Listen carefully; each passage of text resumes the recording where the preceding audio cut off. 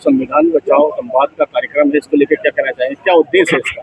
देखिए, हमारी पार्टी की ओर से पूरे उत्तर प्रदेश में ये संविधान बचाओ कार्यक्रम सम्मेलन टाइप के कार्यक्रम करा के लोगों को जागरूक करने का काम किया जा रहा है।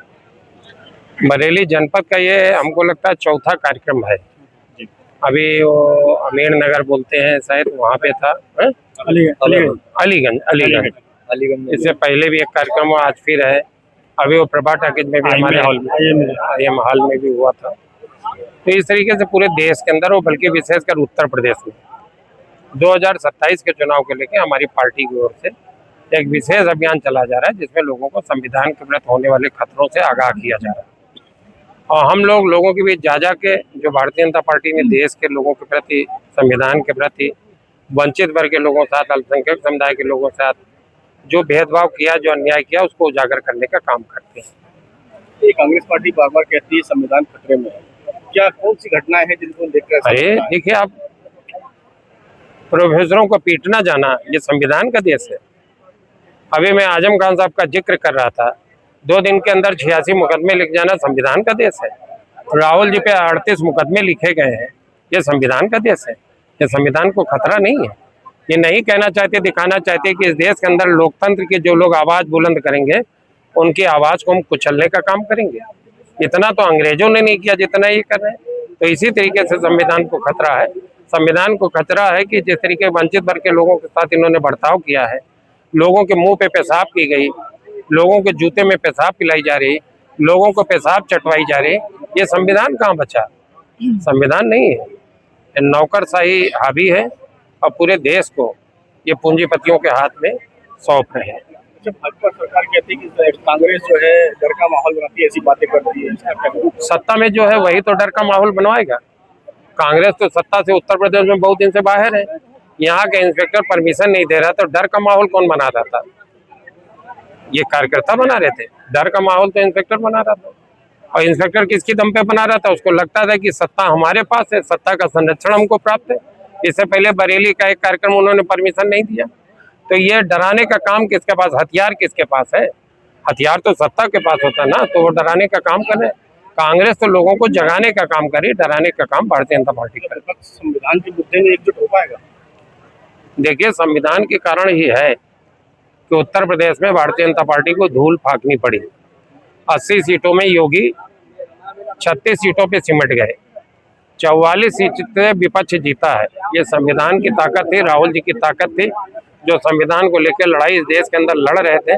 उसी के दम पे थी कि उत्तर प्रदेश में भारतीय जनता पार्टी 36 सीटों पे सिमटी है। इस तरह से आपने भारतीय जनता पार्टी पर निशाना साधा, सबसे बड़ा आरोप क्या लगता है आपको, किस तरह का? सब आरोप ही आरोप है। किसान को आज बुआई का समय चालू हो गया, खाद नहीं है। छात्र के हाथ में रोजगार नहीं है, काम नहीं है, शिक्षा नहीं, स्कूल बंद कराए जा रहे हैं। नीट का पेपर अभी फिर लूज हो गया। तो ये क्या है? परीक्षाएं आपकी सब गड़बड़ हो रही, सब कुछ तो है। तो इनके भारतीय जनता पार्टी के ऊपर अगर आरोप क्या, जो सत्यता है वो आरोप ही आरोप है पूरे। 120 भोजपुरा विधानसभा से जो राजा राम जी ने बड़ा शानदार कार्यक्रम कराया है, और राजा राम जी से मैं कह के जा रहा हूँ, खूब मेहनत करें। आज अभी इन्होंने ये कार्यक्रम कराया, लगभग 2000 लोगों का ये कार्यक्रम है, और जिसमें बड़ी तादाद में बहनें भी आई हैं। ये इस बात का प्रमाण है कि राजा राम जी ने खूब मेहनत की है। इनसे अभी कह के जा रहा हूँ कि लगातार क्षेत्र में रहे, लगातार क्षेत्र में रहे, लोगों के सुख दुख में खड़े हों, लोगों तक अपनी बात पहुँचाने का काम करें। राहुल जी के सिपाही बन के लोगों को भी राहुल गांधी का सिपाही बनाने का काम करें। भविष्य के विधायक, भविष्य के नेता ये सब होंगे। इनका भी टिकट सस्पेंड पर अभी आपने भाषण में कहा था कि मैं घोषणा कर दूं, क्या लगता है? देखिए, ऐसा है, टिकट की घोषणा कब होती? जब आचार संहिता लागू होती। लेकिन प्रभारी बना दिया जाता है, जिम्मेदारी दे दी जाती है, आप जाके काम करिए आपको। तो ऐसे बहुत से लोग हैं, पीछे देखिए कश्यप भी खड़े हैं आंवला से, और भी जो लोग, जो नौजवान काम करना चाहते हैं, उन सबको मौका मिलेगा। ये मैं कह के जा रहा हूँ, सबको मौका मिलेगा। जो लोग मेहनत करेंगे। अब वो वाली कांग्रेस नहीं है कि हम आइन टाइम पे पहुंच के लड़ना है, लड़ना नहीं है। जो क्षेत्र में लड़ता हुआ दिखाई पड़ेगा, उसको लड़ाया जाएगा, जिसमें राजा राम जी ने ये आज इसका उदाहरण पेश किया। लोग ऐसा कहते हैं कि कांग्रेस का संगठन बड़ा कमजोर है। देखिए, अगर संगठन पे बात करें, संगठन कमजोर नहीं है, लेकिन दूसरी तब ये बात करें, मुद्दों के ऊपर लड़ाई है। भारतीय जनता पार्टी का भी संगठन 2014 में जब मोदी नहीं आए थे, तो लोग इनकी पार्टी का टिकट लेने से कतराते थे। हमको 2012 याद है, भारतीय जनता पार्टी एमएलए लड़ाने के लोगों को तलाश रही थी, और 2017 में भी इन्होंने दूसरे दलों के लोगों को टिकट दे के अपनी सरकार बनाई, और 2014 में भी इन्होंने जो एमपी लड़ाए हैं उनको देख लीजिएगा, इनकी पार्टी के कितने लोग कितने बाहरी दल से लाए हैं। तो इनके पास लोगों का तोड़ा था, संगठन का तोड़ा था।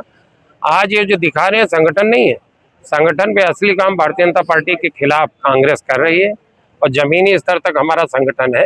ये बिल्कुल पक्की बात है कि 2027 में विजय प्राप्त करेंगे। बड़ी जनता, बड़ी तादाद की जनता यहाँ पे आई है, बड़ी लोकप्रिय जनता है, कहीं ना कहीं आपसे मोहब्बत करते हैं, राजा राम जी से मोहब्बत करते हैं। क्या कहेंगे इस जनता के लिए आप? नहीं, मोहब्बत अगर ये करते हैं तो मोहब्बत का सिला मोहब्बत के साथ ही देंगे। कोई संदेश देना चाहते हैं? संदेश तो इतनी देर बोले ही, लगातार राहुल गांधी के सिपाही बन के सब लोग काम करें, और राजा राम जी से भी कह के जा रहे हैं कि भविष्य सुनहरा है।